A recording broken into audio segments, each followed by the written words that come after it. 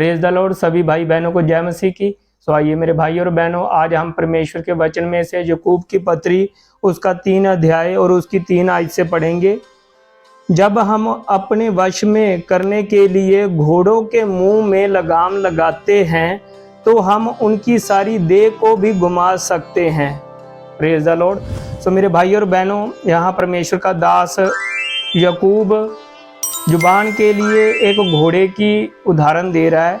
वो कहता है कि जैसे जीभ घोड़े के मुंह में लगी लगाम की तरह होती है। हम देखते हैं कि जिन घोड़ों के मुंह में लगाम नहीं लगी होती वो इधर उधर भागते रहते हैं, और जिन घोड़ों के मुंह में लगाम लगी होती है, उन्होंने अपने मालिक के वश में अपने आप को कर दिया होता है और वो दौड़ में इनाम भी जीतते हैं।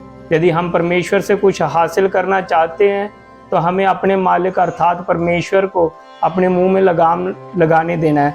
आगे जब हम पढ़ते हैं इसी 3 अध्याय में, इसकी 3 से 4 आयत में पढ़ते हैं, 3 की 4 आयत में पढ़ते जब, तो याकूब एक और उदाहरण देता है। एक जहाज, जो पानी वाला जहाज है, उसकी उदाहरण देता है। वो बताता है कि वो पानी के जहाज के पतवार की तरह है। पतवार जो जहाज का पिछला हिस्सा होता है, उसके ऊपर एक प्लेट लगी होती है जिसको हम जहाज का हैंडल भी कह सकते हैं। पानी वाले जहाज में एक हैंडल होता है, पीछे प्लेट लगी होती है उसमें, और वो हैंडल को जिस दिशा में घुमाया जाता है और जहाज भी उसी दिशा में घूम जाता है।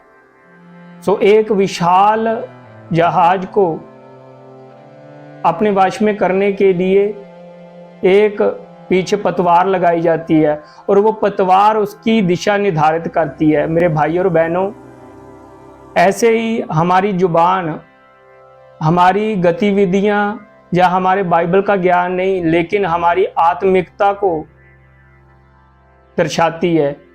वो बताती है कि हम कितने आत्मिक व्यक्ति हैं। आप किसी भी आत्मिक व्यक्ति के सामने बैठ जाओ, वो आपको 1 सेकंड में, आप जब उसके सामने बोलोगे तो वो बता देगा कि आप आत्मिक व्यक्ति है कि नहीं। इसी रीति से आगे याकूब 5 और 6 आयत में बताता है। याकूब कहता है कि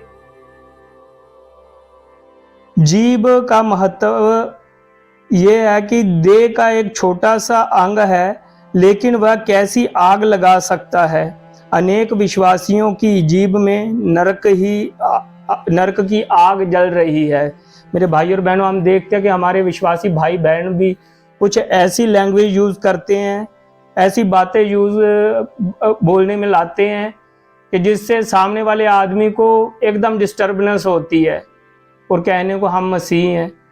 और ऐसे आगे याकूब बताता है 3 अध्याय की 7 और 8 आयत में कि आज इंसान ने जानवरों को अपने वश में कर लिया है। हम देखते हैं कि शेर को वश में करना आसान है, लेकिन जुबान को वश में करना बहुत मुश्किल है। हम देखते हैं जैसे सर्कस वगैरह में शेर को ट्रेनिंग दी जाती है, देने के बाद एक व्यक्ति उसके मुंह में अपने सर को रख देता है, लेकिन फिर भी वो शेर उसके सर को काट के अलग नहीं कर देता।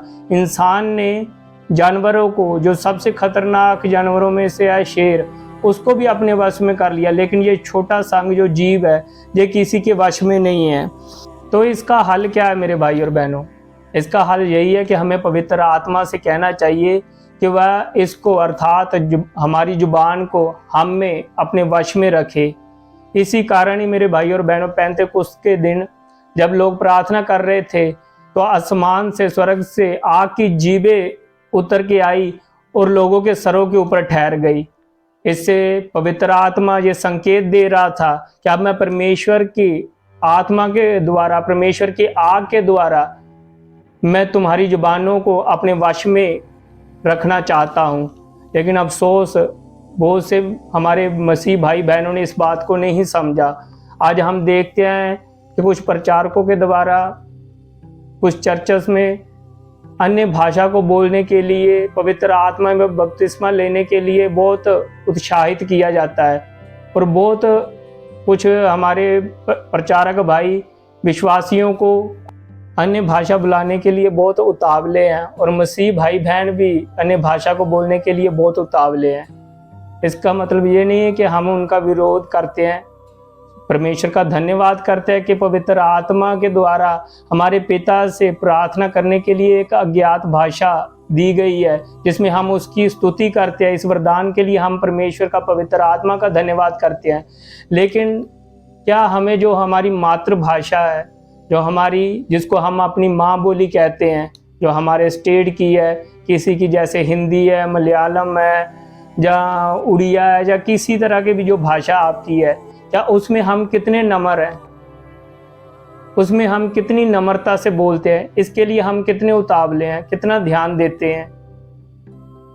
इसके लिए हमको बहुत कम उत्साहित किया जाता है, लेकिन अन्य भाषा के लिए हमको बहुत उतावला किया जाता है कि हाँ, आप अन्य भाषा बोलोगे तो ही आप स्वर्ग जा सकते हो। मेरे भाइयों और बहनों, हमारे परमेश्वर ने सबसे पहले हमें हमारी खुद की भाषा जो हमें दी गई है, हम जिस भी स्टेट से हैं, जिस भी कंट्री से हैं, जिस भी शहर से हैं, वहाँ की जो भाषा है उसमें हमें नम्र रहने के लिए कहा गया है।